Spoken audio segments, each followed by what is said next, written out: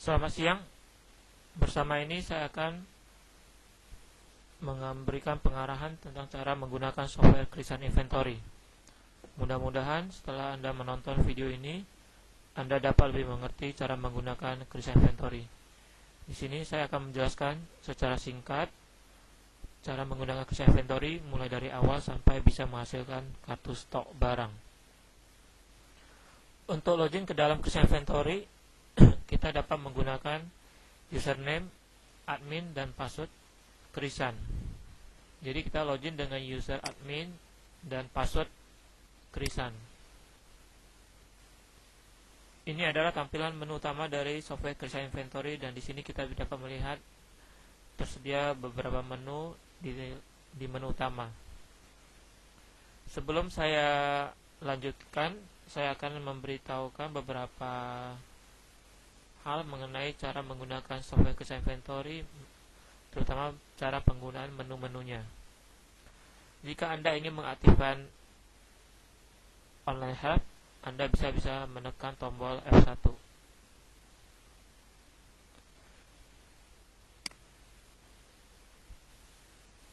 Setelah Anda menekan tombol F1, maka akan muncul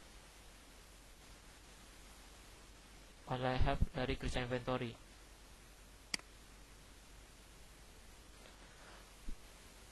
Untuk mengetahui di mana koneksi database Anda sedang berada, Anda bisa masuk ke menu pemeliharaan sistem, koneksi database. Di sini Anda bisa melihat bahwa program Krisan Inventory sedang terhubung ke C Krisan INV 102 INV.2016 MDB. Jadi database yang Anda gunakan adalah file yang ini. Oke, saya close.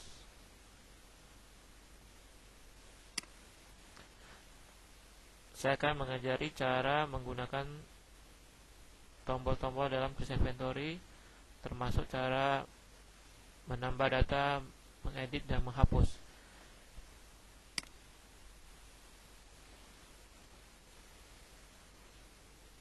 Misalkan untuk tampilan seperti ini. Untuk tampilan seperti ini, kalau kita ingin menambah data, kita bisa klik new, atau kita langsung letakkan kursor di baris paling bawah. Misalkan saya tulis tes 2. Setelah kita geser kursornya ke baris berikutnya, maka data telah tersimpan. Jika kita mengedit di sini, kelihatan tanda pensil ini artinya sedang mengedit. Begitu kita pindahkan kursor, maka muncul konfirmasi untuk menyimpan. Kita tekan yes, maka telah tersimpan. Jika kita ingin menghapus data, kita bisa letakkan kursor di baris ini, lalu kita tekan tombol delete. Atau cara lain, tekan di baris ini, lalu tekan tombol delete yang ada di keyboard.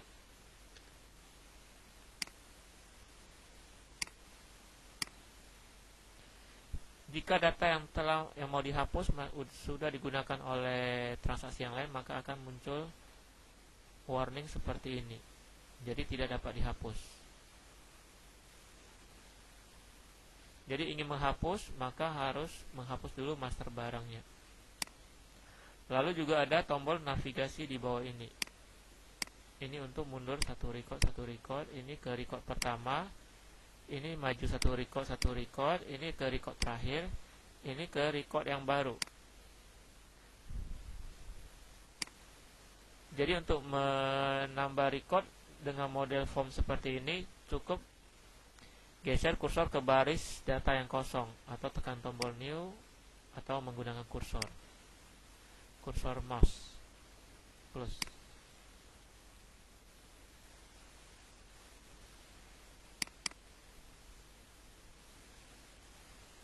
Jika Anda menemukan form seperti ini, maka untuk menambah data kita harus menggunakan tombol new.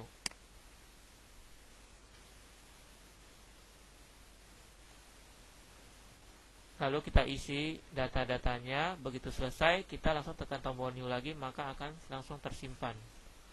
Jika kita ingin mengedit data, kita bisa menggunakan tombol kaca pembesar. Misal data yang mau diedit adalah data yang ini, kita letakkan kursor di sini, lalu kita tekan tombol OK. Maka data yang kita panggil akan muncul di layar. Atau cara yang lain, kita klik ini,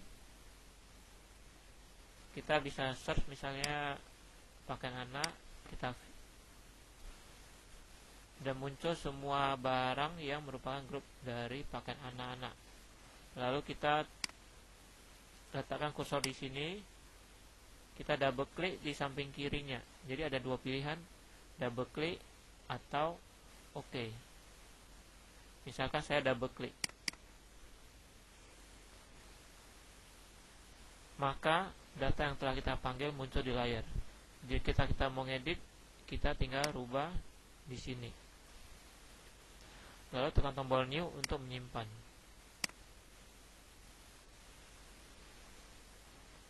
Oke. Jika kita ingin menghapus data dengan menu seperti ini, kita bisa mencari record dengan menggunakan kaca pembesar atau kita geser satu persatu. Tapi lebih mudah menggunakan kaca pembesar. Kita cari dulu datanya. Sekarang ini mau dihapus. Delete. Data ini tidak dapat dihapus karena sudah digunakan. Misalkan saya membuat contoh data baru saja.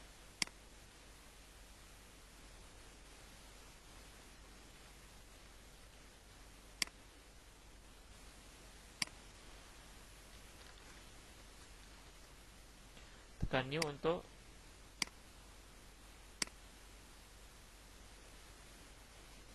misalkan saya sembarang isi dulu ya. Tekan new.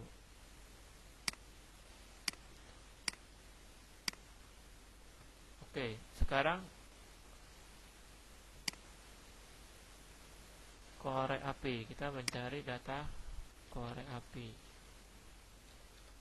Misalkan saya ingin menghapus data korek api. Oke.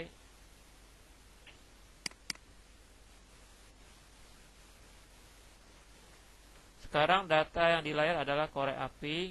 Kita ingin menghapus, maka kita tinggal tekan tombol delete. Yes. Oke. Di samping itu juga ada tampilan seperti ini. Penerimaan barang, putih penerimaan barang. Dalam tampilan ini terdapat bagian header dan detail. Artinya satu bagian ini bisa terdiri dari beberapa baris data di bawahnya. Jika kita ingin menghapus satu, saya ambil contoh yang satu header mengandung beberapa baris. Oke, bentar. Saya cari data yang terdiri dari beberapa baris.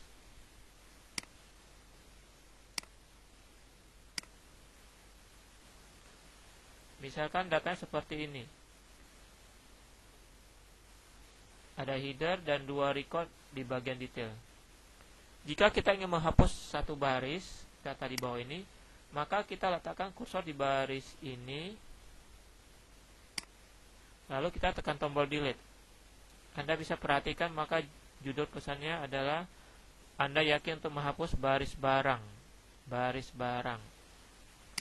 Tetapi jika Anda ingin menghapus satu bukti transaksi, Anda letakkan kursor di bagian headernya. Misalkan di bagian nama pelanggan atau pekerjaan atau tanggal. Lalu tekan tombol delete. Maka pesan konfirmasinya adalah menghapus surat jalan. Anda bisa lihat perbedaan pesan konfirmasinya. Oke, misal kita hapus baris ini dulu.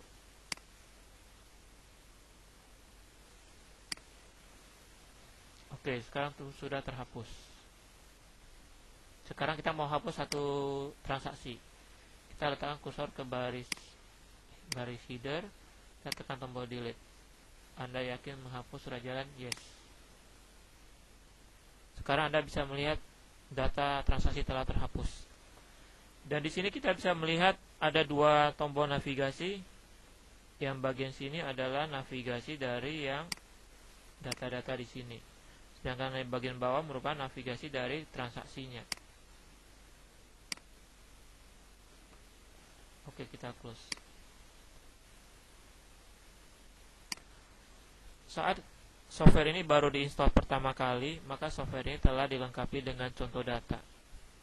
Jika kita ingin mengosongkan data, kita perlu masuk ke menu pemeliharaan sistem. Kita ingin mengosongkan semua data-data yang telah ada. Kita masuk ke menu hapus data. Menu ini hanya bisa diakses oleh user admin. Di luar user admin tidak bisa mengaktifkan menu ini. Kita klik hapus. Kita pilih semuanya. Kita tekan tombol done. Yes. Sekarang semua data telah terhapus. Untuk tutorial ini saya akan memberikan contoh kasus yang sederhana sehingga Anda bisa mengikutinya. Kita akan membuat contoh kasus sampai menghasilkan kartu stok barang saja.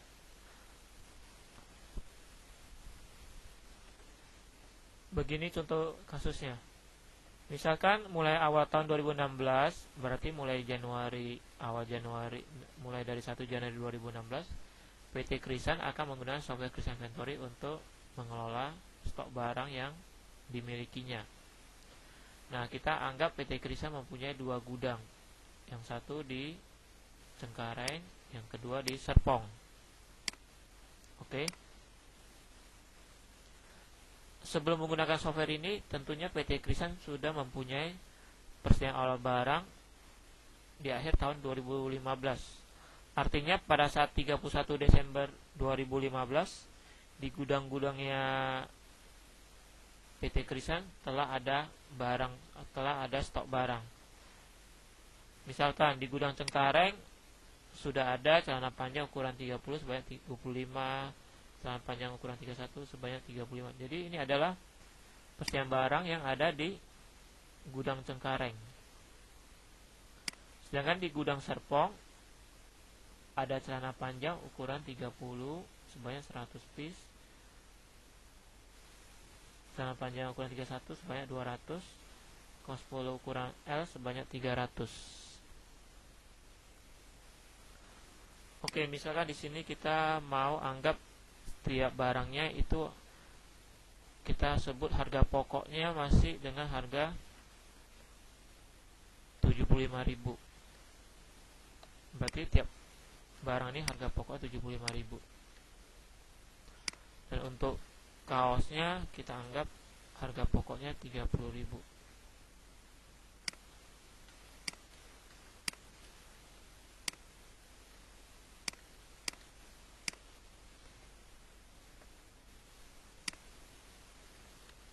Demikian juga di gudang Serpong kita anggap setiap barang harga satuannya untuk celana panjang 75.000.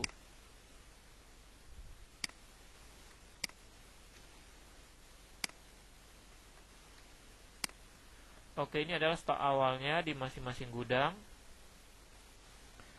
Di gudang Cengkareng ada 6 item, di gudang Serpong ada 3 item.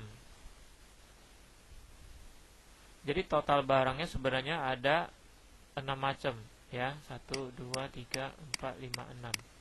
Karena yang ini kan sama dengan ini, yang ini kan sama, yang ini juga sama dengan ini. Jadi ada 6 item barang.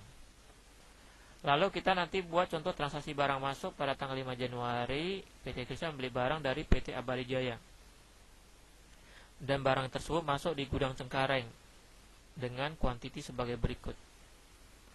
Dia menerima ukuran 30, 31, 32 sebanyak,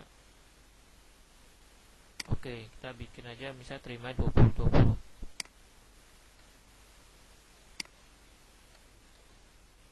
Misalkan ya. Lalu dia membeli 10. Jadi kaos polo dia beli ukuran SML semua 10. Lalu untuk yang celana panjang ukurannya dia beli 20-20-20.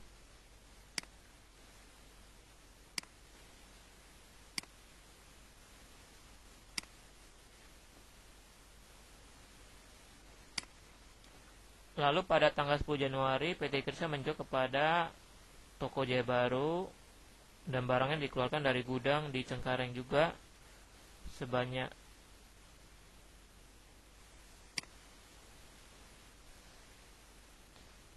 15.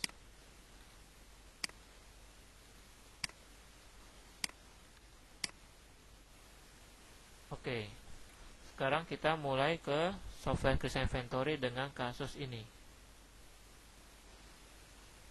Oke, tadi kita telah mengosongkan data sehingga kalau kita lihat di Krisa Inventory di sak barang itu sudah tidak ada data sama sekali. Sudah datanya telah kosong. Kita misalkan mulai dari sak perusahaan. Menu ini digunakan untuk mengisi profil perusahaan. Misalkan namanya PT Krisan. Lalu alamatnya misalkan Jalan Jenderal Sudirman, Jakarta Selatan.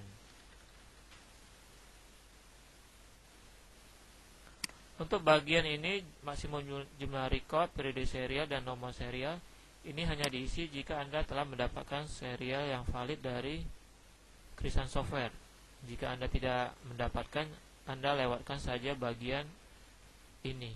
Untuk telepon dan fax juga Anda dapat lengkapi sesuai dengan kebutuhan. Setelah kita update, kita tinggal close, maka ada konfirmasi untuk menyimpan data. Tekan tombol yes. Berikutnya kita bisa mengatur beberapa hal di menu set preferensi. Jika Anda ingin menggunakan logo di dalam beberapa dokumen, beberapa laporan, Anda bisa mengupdate bagian nama file logo.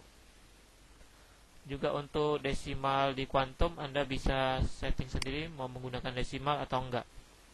Misalkan saya tidak mau menggunakan desimal di Quantum. Untuk harga satuan juga Anda bisa menggunakan desimal atau enggak.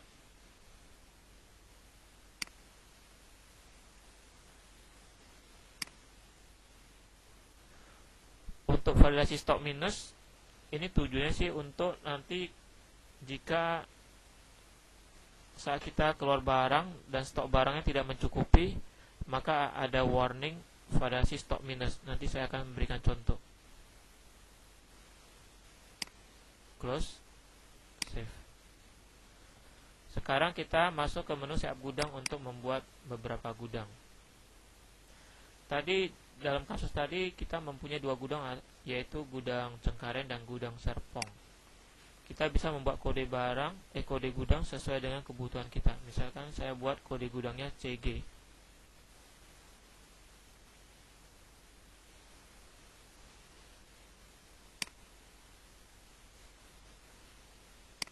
Gudang Cengkareng.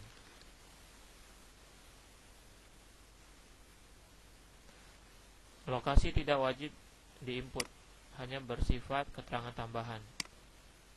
Lalu gudang Serpong, misalkan kodenya SP Serpong.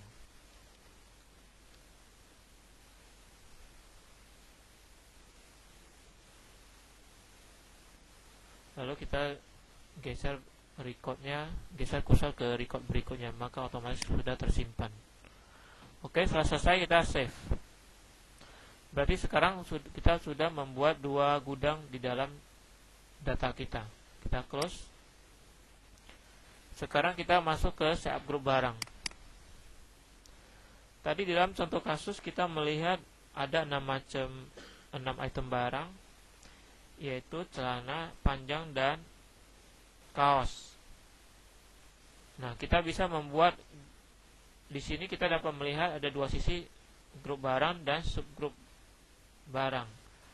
Artinya satu grup barang bisa terdiri dari beberapa subgrup barang. Misalkan saya membuat grup barangnya celana.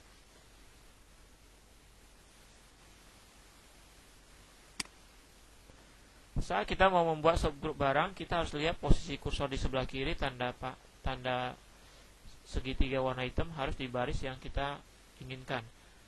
Artinya kalau sekarang kita lihat segitiga ini di bagian baris celana, artinya ini subgroup dari celana.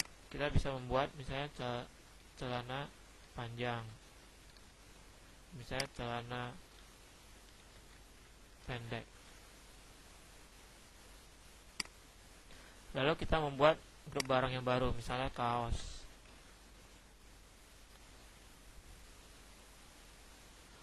Jika kita ingin membuat subgroup untuk kaos, kursornya tidak boleh di sini segitiga ini yang hitam, tapi harus di kaos. Jadi kita tulis misalnya kaos polo, misalnya kaos t-shirt.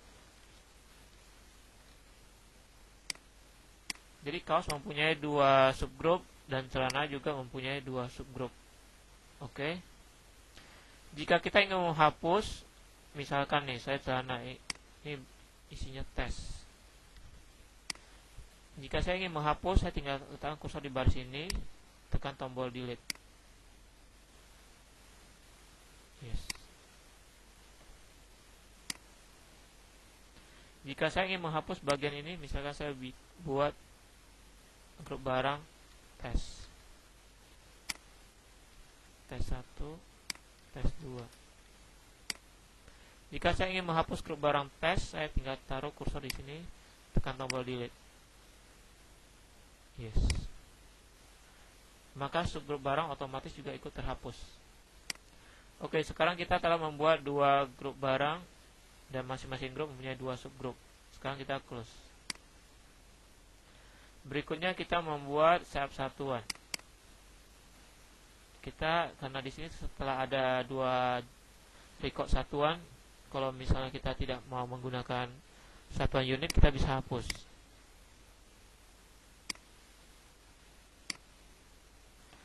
Untuk merek, sayap merek ini tidak wajib diinput, jadi Anda boleh gunakan atau tidak gunakan di dalam software ini. Merek hanya sebagai informasi pelengkap. Di dalam tutorial ini saya melewatkan bagian merek. Lalu kita masuk ke sayap barang.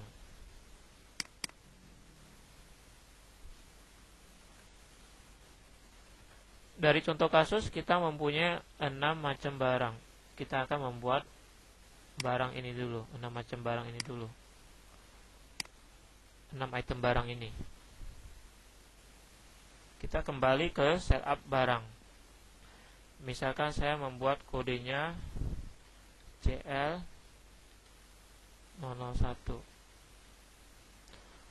Grup barangnya misalnya ya CL aja. Grup barangnya celana, subgrupnya celana panjang. Nama barangnya celana panjang ukuran 30.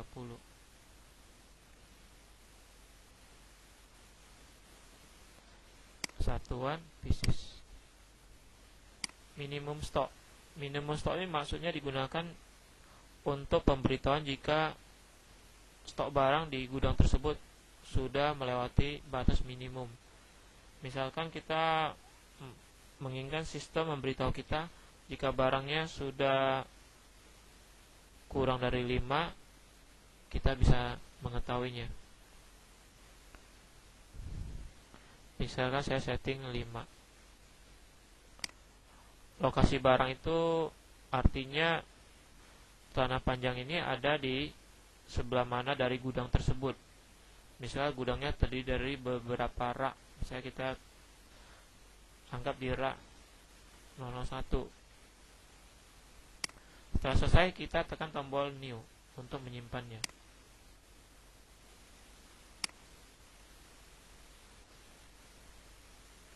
Sekarang kita akan menginput kode barang kedua. Misalnya kode barangnya CL02, grup barangnya celana, subgrupnya celana panjang, nama barangnya celana panjang ukuran 31 piece 5.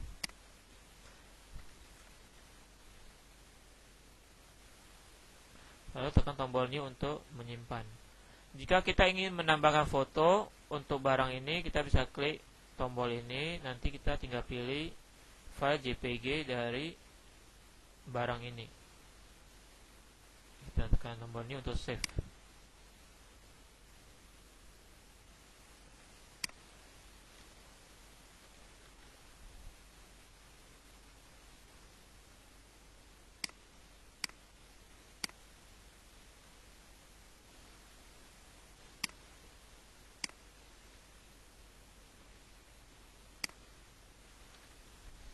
Celana panjang ukuran 32, satuan piece.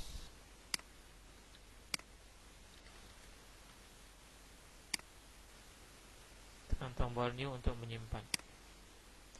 Jika kita ingin melihat daftarnya yang telah kita input, kita bisa mengklik kaca pembesar, atau kita menggunakan tombol navigasi untuk melihat data.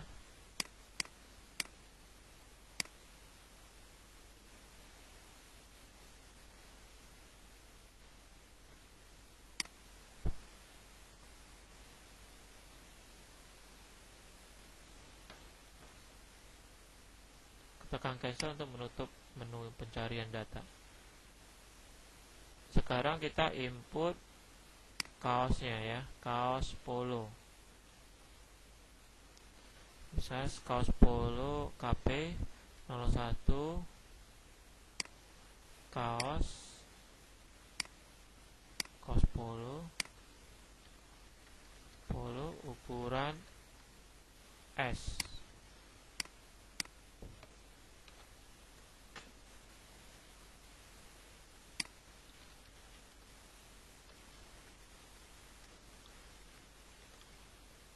Tekan tombol new,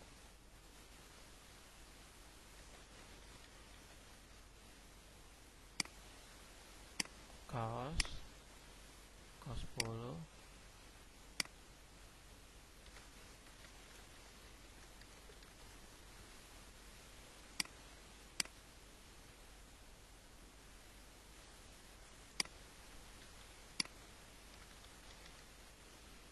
tekan tombol new lagi,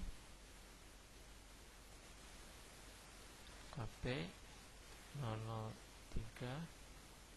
grup barang,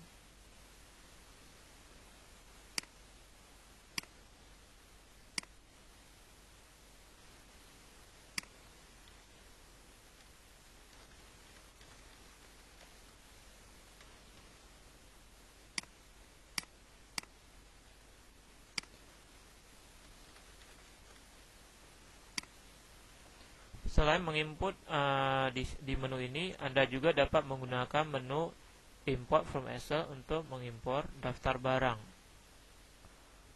Di samping itu, Anda juga dapat mengekspor daftar barang ini ke Excel dengan menekan tombol to Excel. Ini adalah hasil dari proses menekan tombol to Excel. Ini adalah contoh hasil Excelnya. Seperti ini. Jika Anda mempunyai daftar barangnya di Excel, Anda bisa menggunakan tombol import from Excel untuk mengimpor data. Anda tekan tombol ini, lalu sebelumnya Anda siapkan dulu file Excel-nya dengan format yang ada di C Krisan INV 102, format import data barang. Untuk format Excel-nya kira-kira seperti ini dengan kolom-kolom. Anda ada kolom kode barang, grup barang, subgrup barang, merek, nama barang, dan kode satuan.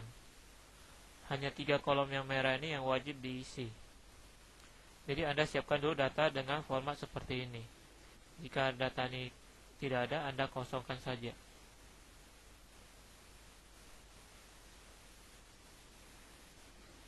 Untuk impor data barang dari Excel, Anda tentukan nama filenya ada di mana.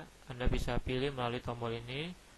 Lalu isi nama nama sheetnya, mulai baris dan mulai kolom. Nama sheet dilihat dari bagian ini. Di bagian bawahnya itu nama sheetnya apa. Lalu ini mulai datanya dimulai dari baris ketiga dan kolom A dianggap kolom 1. Jadi kita mulai dari baris 3 kolom 1. Lalu kita close dulu Excelnya, tapi kita aktifkan programnya. Lalu kita tekan tombol import from Excel. Setelah data muncul di layar, kita tinggal tekan tombol posting, maka data akan masuk ke daftar barang. Untuk mengosongkan layar, kita dapat menekan tombol delete all. Saya kembali ke menu setup barang.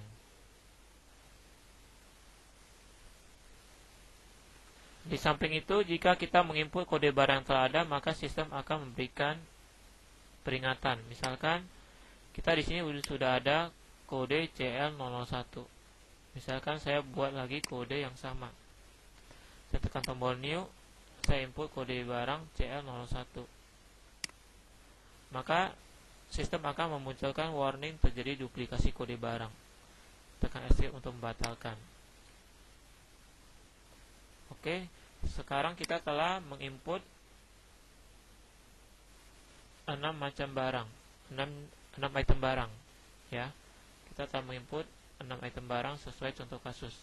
Kita close dulu. Sekarang kita tutup menu ini. Untuk departemen belum saya gunakan, untuk supaya pelanggan nanti akan kita setup setelah kita mau gunakan. Oke, sekarang kita mulai mengisi stok awalnya dulu.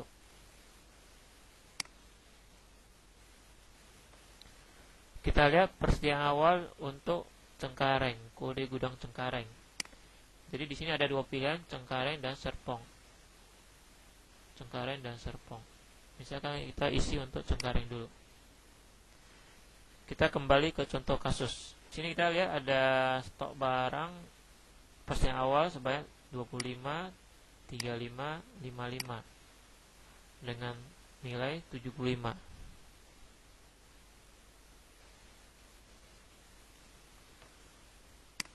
Kita input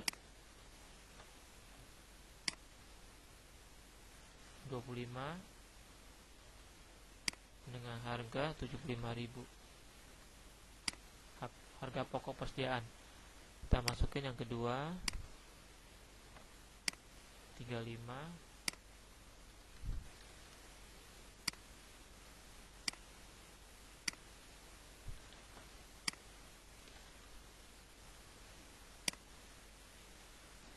Lalu kita input kaos polo. Stoknya tadi kita kembali ke contoh kasus 10, 20, 30.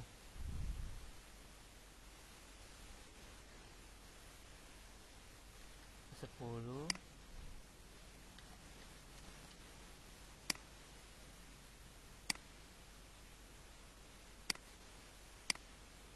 20.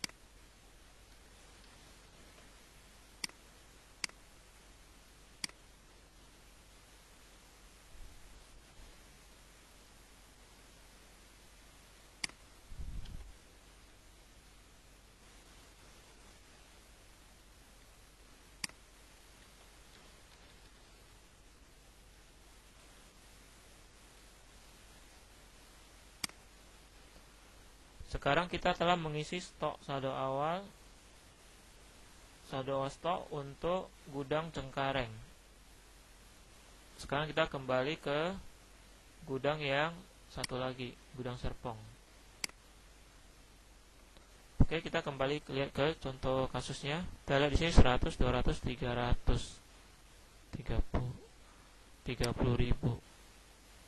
Oke, kita kembali 100.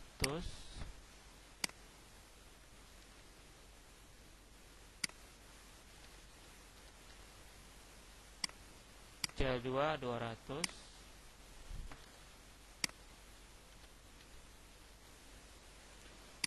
Lalu kaosnya tadi 300. kaosnya coba kita cek dulu, KP kaos polo ukuran S atau L. Bentar ya, kaos polo ukuran L. Kita kembali ke softwarenya,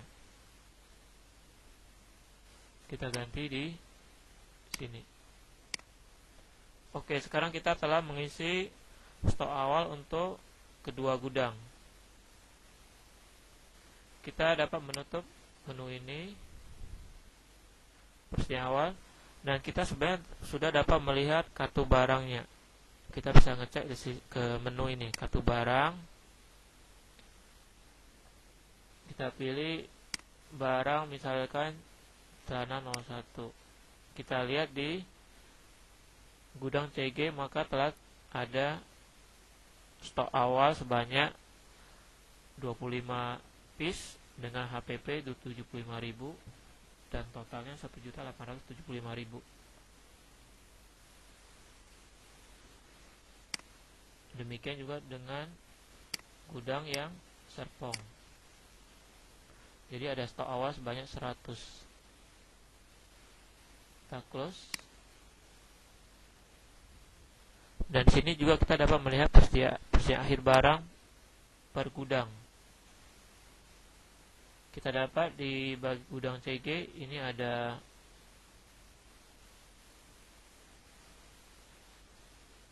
kuantiti akhirnya sekarang 25 sesuai dengan yang kita input. 25, 35, 55, 10, 20, 30. Demikian juga gudang yang Serpong. 100, 200, 300. Oh, harga satuannya kita salah input di sini, ternyata harusnya 30.000. Kita bisa masuk ke menu saldo awal kembali. Kita cari yang Serpong. Lalu kita edit harganya yang benar.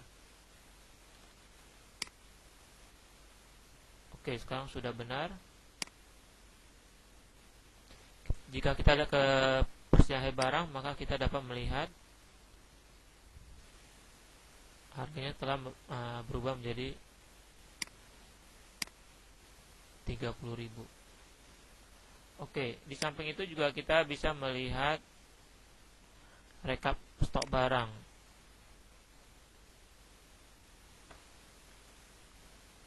Di sini adalah kondisi semua gudang. Semua gudang nilainya ada 125. Artinya gudang yang satu 100, yang satu lagi 25. Gudang di Cengkareng kan 25. Dan gudang di Serpong ada 100, jadi makanya 125. Kita bisa lihat juga per gudang. Cengkareng, Serpong.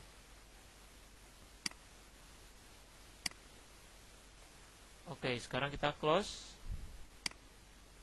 Sekarang kita masuk ke transaksinya. Kita kembali ke kasusnya. Di sini ada transaksi barang masuk pada tanggal 5 Januari. PT Krisya membeli barang dari PT Abadi Jaya untuk gudang Cengkareng. Ya, jadi kita bisa melihat ada pemasukan barang-barang berikut ini. Kita setup. Kita akan men-setup list suppliernya dulu. Kita kembali ke softwarenya, PT Abadi Jaya. Di sini kita bisa membuat misalkan nama suppliernya dulu. Misalkan saya membuat kode PT Abadi Jaya. PT Abadi Jaya. Misalkan alamatnya Bandung. Kolom lainnya dapat dilengkapi sesuai kebutuhan. Untuk daftar supplier lainnya dapat Anda input sesuai dengan kebutuhan. Oke, kita close. Jika nanti ada supplier baru, kita bisa masukkan di menu ini. Oke.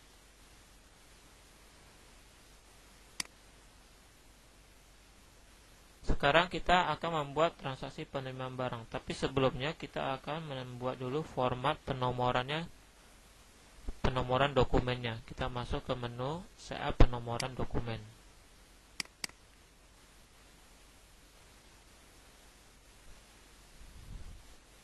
Di sini kita melihat untuk bukti penerimaan barang itu ada prefix, digit, dan suffix. Digit itu maksudnya nomor urutnya ada berapa digit. Sebentar saya bikin dulu contoh penomorannya. Misalkan untuk gudang Cengkareng kita mempunyai penomoran seperti ini. Misalkan untuk bukti penerimaan barang di Januari, depannya itu BTB 01, ini bulan, tahunnya, terus ini kode gudangnya. Jadi nomornya misalnya Januari BTB 01 garis miring 01 2016, terus 02 03 04. Waktu Februari kembali ke 1, tapi belakangnya berubah jadi 02 2016 CG. Oke. Nah, yang dimaksud dengan digit adalah bagian ini. Karena nomor ini yang berganti terus, ya. Nomor ini bertambah satu setiap bertambah satu. Dan ini bagian ini bagian digit, berarti ada 4 digit. Oke, ini ada 4 digit. Dan Serpong juga seperti ini, cuma Serpong bagian belakangnya SP, yang Cengkareng CG. Tapi formatnya sama. Nah, ini yang disebut digit berarti ada 4 digit, dan ini yang selalu berubah. Ini namanya suffixnya. Ini bagian ini disebut prefixnya. Jadi ini prefix, lalu ini nomor urut 4 digit, dan ini suffixnya.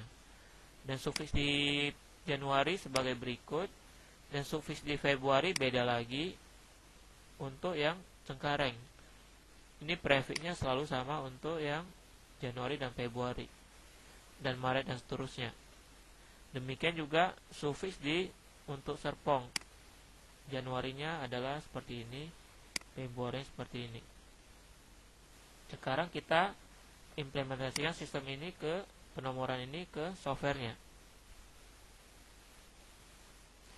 Sekarang kita pilih Cengkareng. Misalnya kita membuat untuk bukti penerimaan barang prefixnya. Misalnya kita bikin BTB tanda minus, lalu ini 4 digit, dan ini kita buat 01 2016 CG. Misalkan saya bikin dulu khusus untuk bukti penerimaan barang. Untuk menyimpan saya geser ke record berikutnya. Dan secara otomatis sistem akan membantu mengisi suffix di periode berikutnya. Jika ada kesalahan, Anda tinggal perbaiki. Nah, sekarang untuk Februari, jadi nanti belakangnya suffixnya 02, Maret 03, 04, 05, dan seterusnya. Oke. Terus untuk Serpong, kita tentukan untuk Serpong misalnya BTB minus 4 digit, lalu ini 01 2016, ini misalkan SP. Maka sistem akan membuatkan format untuk periode selanjutnya. Setelah itu kita close, berarti kita telah membuat setup format penomoran untuk bukti penerimaan barang. Sekarang kita bisa masuk ke transaksi penerimaan barang. Untuk penerimaan barang ke dalam gudang itu sebenarnya ada beberapa jenis transaksi.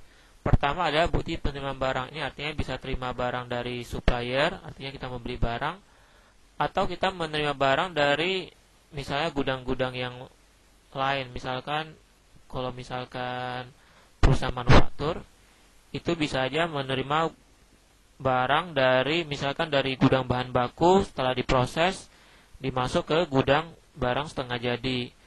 Misalnya dari gudang barang setengah jadi dikeluarkan lagi masuk ke gudang barang jadi. Jadi bisa pindah dari satu gudang ke gudang yang lain untuk internal. Tetapi kalau jika dari eksternal bisa dari misalkan dari penerimaan barang atau pembelian. Di samping itu kalau misalnya kita jual barang lalu pelanggannya kembali retur, maka juga kita terima barang dan masuk ke gudang. Makanya penerimaan barang itu bisa juga dari retur penjualan barang. Di samping itu juga ada lagi retur dari pengeluaran barang. Ini artinya transaksi yang dari di kalangan internal. Misalnya kita dari gudang A ke gudang B, ternyata dari gudang B dikembalikan lagi ke gudang A. Itu disebut retur pengeluaran barang. Untuk contoh kasus kita masuk ke bukti penerimaan barang. Oke, kita akan transaksinya terjadi pada, sebelumnya kita harus tahu transaksi itu terjadi pada gudang yang mana penerima barangnya. Untuk contoh kasus terjadi pada gudang Cengkareng. Jika terjadi pada gudang Serpong, kita pilih yang Serpong. Kebetulan contoh kasus ini terjadi pada gudang Cengkareng. Nah, untuk membuat nomornya kita bisa menggunakan tombol auto nomor. Kita klik aja. Sebenarnya awalnya kita klik new dulu, cuma karena ini datanya masih kosong, jadi kita nggak perlu klik new. Kalau datanya sudah ada, kita klik new dulu, lalu klik auto number. Oke, nomor terbuat otomatis. Lalu kita pilih suppliernya siapa, tanggalnya kapan, 05 Januari 2016.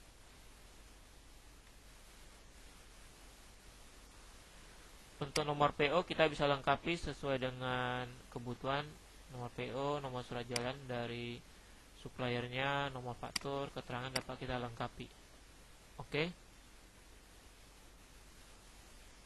Lalu kita input barang yang dikirim. Sebentar, kita kembali ke contoh kasus. Oke, kita lihat di sini kita terima barang sebanyak 20 dengan harga 80, 81, 82. Ini 35, 36, 37. Oke. Kita input berarti 20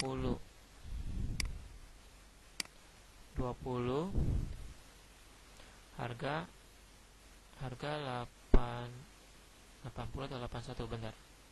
Harga 80.000.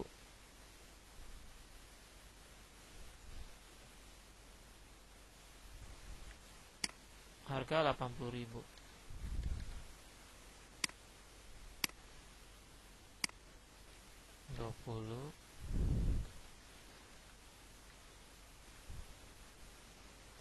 Kita dapat menekan tombol untuk mencari barang menggunakan ini atau tekan tombol ini. Jika menggunakan tombol ini, kita dapat double klik sampingnya.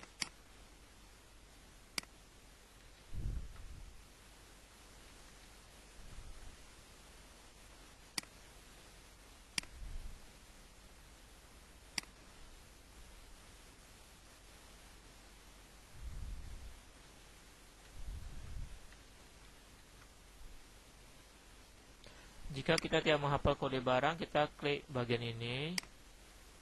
Lalu kita bisa cari barang yang kita nggak ingat. Misalnya kita ingatnya kaos, kita bisa enter. Lalu kita bisa pilih double klik di sampingnya.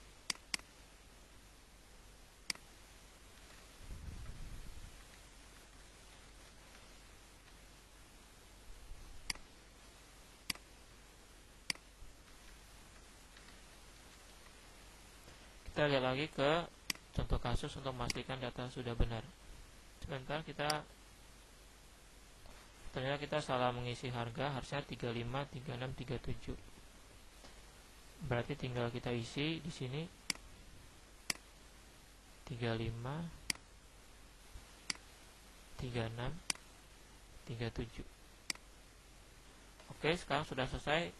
Jika kita ingin lanjut ke transaksi berikutnya, kita tinggal tekan tombol new. Jika nama suppliernya juga belum ada, kita bisa tekan tombol tambah untuk menambahkan supplier yang baru. Untuk mencari data, kita bisa menekan tombol ini, searching.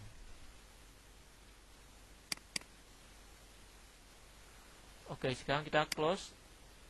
Sekarang kita bisa lihat ke kartu barang.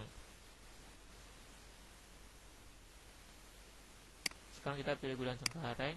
Nah, kita bisa melihat tadi kita baru punya transaksi saldo awal. Sekarang kita ada transaksi yang baru dengan data penerima barang sebanyak ini 20 dengan harga 80.000. Oke. Awalnya kita cuma punya stok 25, lalu kita dapat lagi barang 20 sekarang jadinya stoknya menjadi 45. Dan HPP-nya juga sekarang menjadi bukan 75.000 lagi, tapi 77.222. Oke. Kita juga dapat menekan melihat detail transaksi ini dengan double klik bagian tanda panah yang segitiga ini. Jika kita double klik, maka sistem akan membawa ke transaksi bukti penerimaan barangnya. Oke. Kalau misalnya kita double klik di bagian saldo awal, maka otomatis akan dibawa ke transaksi saldo awal. Di samping itu juga kita dapat copy paste data ini ke Excel. Caranya gini. Kita klik bagian yang di sini, bagian kiri ujung ini. Lalu semua baris akan menjadi area hitam. Lalu kita Ctrl C. Ctrl C. Lalu kita buka Excel. Kita buka Excel dulu dan kita siapkan satu layar kosong. Untuk transaksi pengeluaran barang, kita juga perlu membuat lagi penomoran dokumennya. Untuk penomoran dokumen ini boleh dilakukan sekaligus atau sesuai dengan kebutuhan. Kebetulan kasus ini kita bikinnya secara bertahap. Misalkan tadi ada pengeluaran barang untuk ke toko Jaya Baru. Kita bisa membuat misalkan ininya SC minus ini 4 digit. Lalu bagian belakang kita samakan.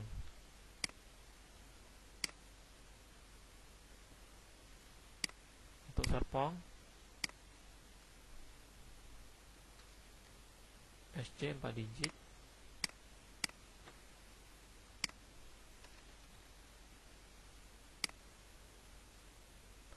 Oke, setelah kita buat penomoran dokumennya, kita close. Kita masuk ke menu pengeluaran barang. Karena kita menjual barang kepada toko Jaya Baru, kita menggunakan menu surat jalan. Sedangkan menu transaksi pengeluaran barang digunakan untuk pengeluaran barang di kalangan internal. Bisa berpindah dari satu gudang ke gudang yang lain, atau misalnya dari satu departemen ke departemen yang lain. Kita klik surat jalan, kita klik OK. Kita tentukan dulu periode sama gudangnya. Setelah itu kita klik new, kita masuk ke auto number. Kita isi tanggal 10 Januari 2016. Ternyata sebelumnya kita harus membuat dulu daftar pelanggannya. Cuma karena kita lupa, sebenarnya kita bisa masuk melalui menu yang ini.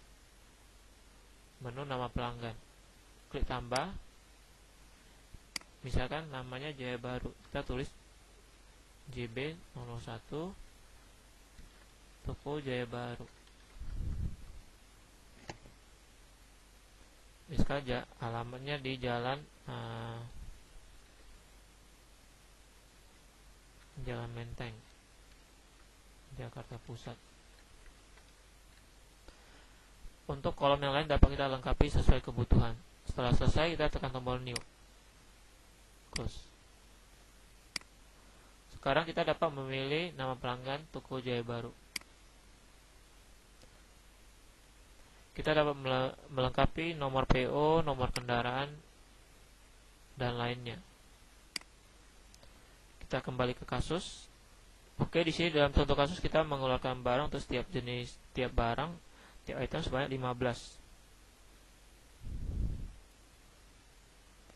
Berarti kita bisa mengisi ini 15.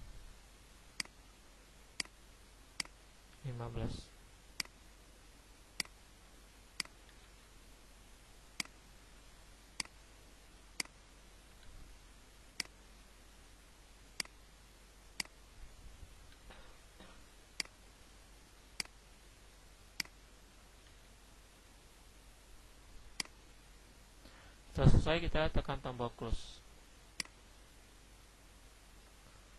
Mengenai daftar pelanggan, sebenarnya tadi kita juga dapat buat listnya dulu melalui menu setup awal, setup pelanggan. Ini ada contoh yang tadi kita buat melalui menu bukti melalui surat jalan. Tapi sebenarnya kita dapat juga input daftar pelanggan melalui setup awal, setup pelanggan.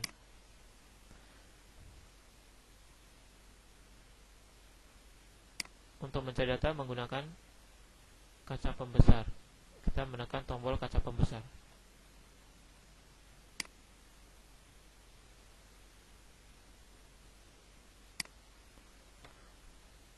Setelah kita menginput transaksi pengeluaran barang, kita sekarang dapat melihat kartu barang. Hasilnya dapat dilihat di sini. Jadi terlihat bahwa terjadi pengeluaran barang sebanyak 15 dan ini adalah sisanya. Oke, saya akan menunjukkan beberapa hal. Misalkan di sini. Sorry, kita kembali lagi ke kartu barang dulu.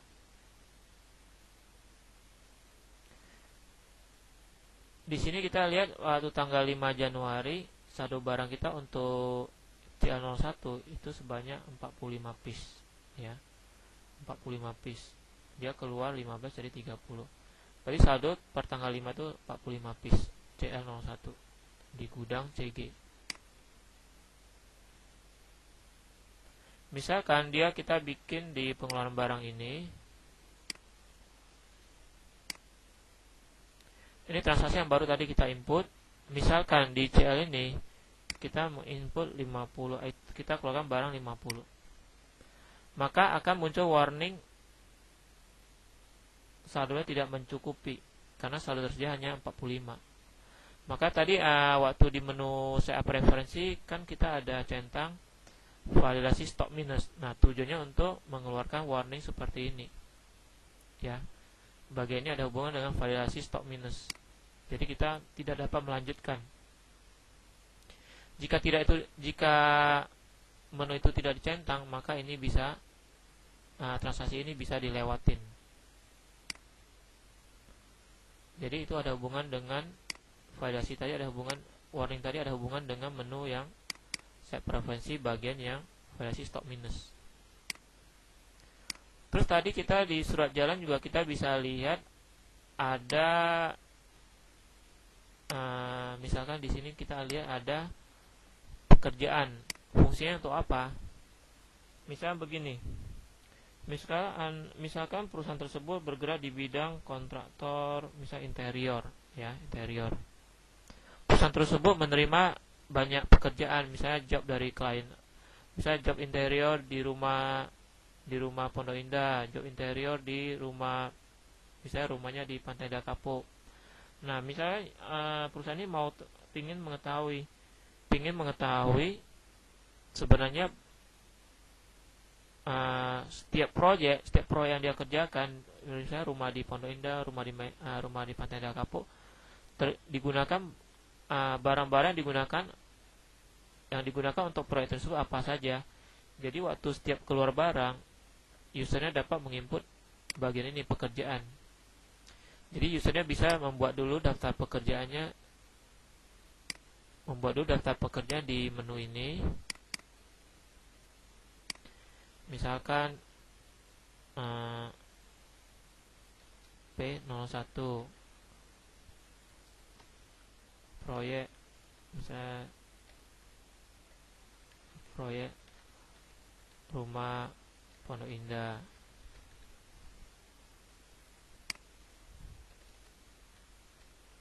Misalnya proyek rumah PIK, misalnya ini punyanya si Pak Budi, ini Ibu Lastri.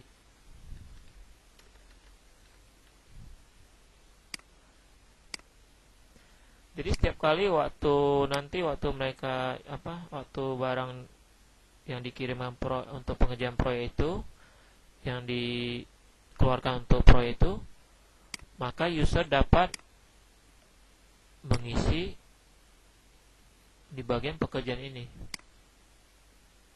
Jadi nanti bisa dikeluarkan laporan per pekerjaan.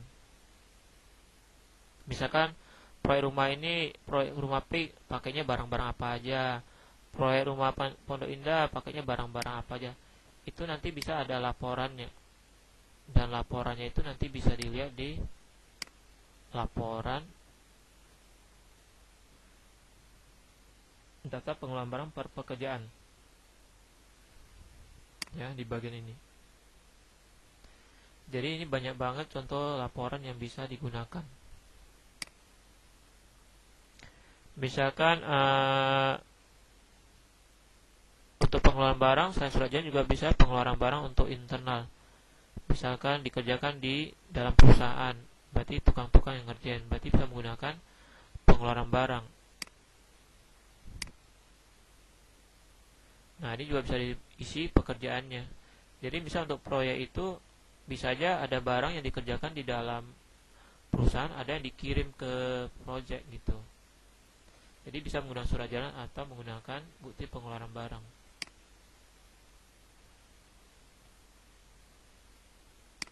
Untuk surat jalan juga kita sebenarnya bisa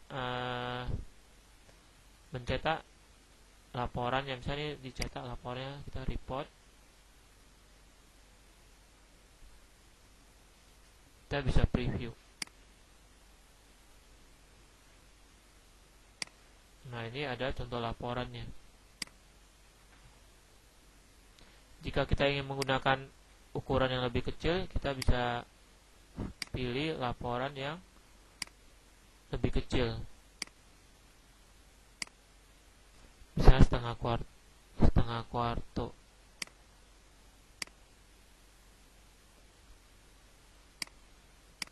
Misalkan setengah kuarto. Di sini ada nggak ya?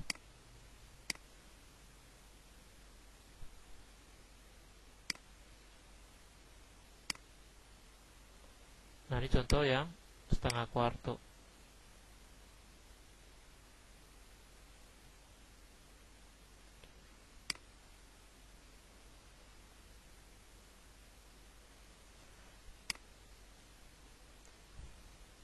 Di samping itu kita juga dapat mengatur beberapa bahasa di bagian ini. Misalnya kita mau mengatur supaya kata-kata yang dikeluarkannya dan kata-kata yang sesuai dengan keinginan kita bisa atur di menu yang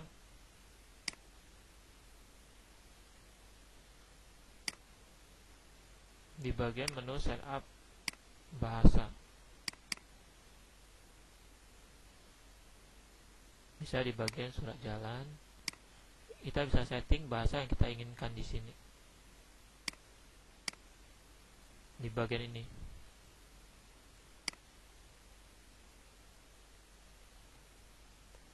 Di samping itu juga kita bisa membuat misalnya daftar departemen.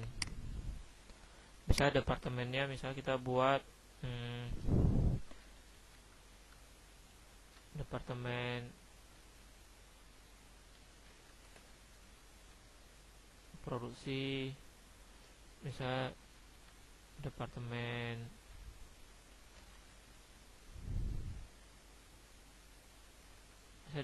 sales, departemen produksi,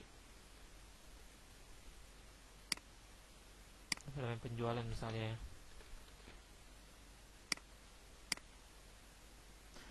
Ini dapat digunakan nanti waktu saat kita membuat pengeluaran barang.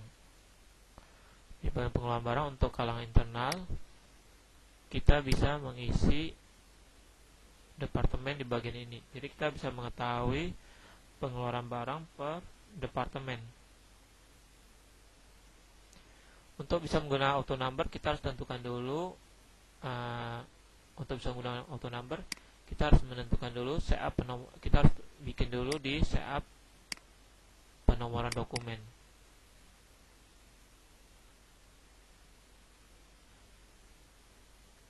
Ya, kita bikin di bukti pengeluaran barang. Terus untuk retur kita tentukan di sini. Ada lagi retur penjualan, retur pengeluaran, transfer barang, adjustment barang. Oke. Demikianlah beberapa hal yang dapat saya sampaikan. saya ingin menambahkan bahwa di sini untuk menghitung jika terjadi kesalahan, jika Anda menemukan ada perhitungan HPP yang kurang benar, Anda bisa melakukan proses HPP. Anda bisa pakai menu ini untuk menghitung ulang. Jika kita ingin menghitung hanya kode barang tertentu, kita pilih. Jika mau semua kode barang, kita bisa proses semua kode barang. Ini untuk menghitung HPP secara keseluruhan. Ini hanya diperlukan jika ada terjadi kesalahan perhitungan HPP. Jika transaksi sudah selesai sampai akhir tahun, juga kita tinggal misal kita udah mengisi sudah sampai akhir tahun 2016. Untuk lanjut ke 2017-nya, kita klik tutup tahun. Ya. Tutup tahun langsung dan nanti sistem akan membuat otomatis data yang 2017, otomatis akan membuat file yang baru dan masuk ke data 2017. Jika kita ingin melihat lagi ke data 2016-nya, nanti kita menggunakan menu pemeliharaan sistem, koneksi database, refresh. Jadi dengan tombol refresh ini kita bisa mengatur softwarenya akan membuka data tahun yang mana. Ya, kita tinggal ganti tahun aja di bagian belakang sini udah cukup. Atau kita memilih pakai menggunakan tombol ini. Untuk membuat user baru, kita bisa menggunakan tombol save user. Untuk mengatur hak pakainya, kita bisa menggunakan save user permission. Oke, demikianlah yang dapat saya sampaikan mengenai cara menggunakan software Krisa Inventory. Jika ada kekurangan mohon dimaklumi. Terima kasih.